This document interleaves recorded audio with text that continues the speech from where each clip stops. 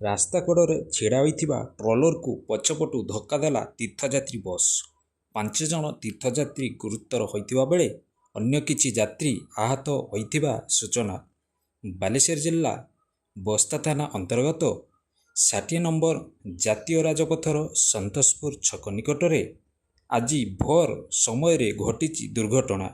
ସୂଚନା ଅନୁଯାୟୀ ପଶ୍ଚିମବଙ୍ଗ ହାୱଡ଼ାରୁ 51 ଜଣ ଯାତ୍ରୀ ନେଇ ତୀର୍ଥଯାତ୍ରୀ ବସ୍ଟି ପୁରୀ ଅଭିମୁଖେ ଆସୁଥିବା ବେଳେ ସନ୍ତୋଷପୁର ଛକ ନିକଟରେ ରାସ୍ତା କଡ଼ରେ ଛିଡ଼ା ହୋଇଥିବା ଏକ ଟ୍ରଲରକୁ ପଛପଟୁ ଜୋରରେ ଧକ୍କା ଦେଇଥିଲା, ଯାହାଫଳରେ ବସ୍ର ଆଗ କେବିନ୍ ଭାଙ୍ଗି ଚୁରମାର ହୋଇଯାଇଛି। ଖବର ପାଇ ଘଟଣାସ୍ଥଳରେ ଜାତୀୟ ରାଜପଥର ପାଟ୍ରୋଲିଂ ଭ୍ୟାନ୍ ଓ ବସ୍ତା ପୋଲିସ ପହଞ୍ଚି ଗୁରୁତରଙ୍କୁ ଉଦ୍ଧାର କରି ବସ୍ତା ହସ୍ପିଟାଲରେ ଭର୍ତ୍ତି କରିଥିବା ବେଳେ ଅନ୍ୟ ଯାତ୍ରୀଙ୍କୁ ଏକ ବସ୍ ଯୋଗେ ତାଙ୍କର ଗନ୍ତବ୍ୟସ୍ଥଳକୁ ପଠାଯାଇଥିଲା।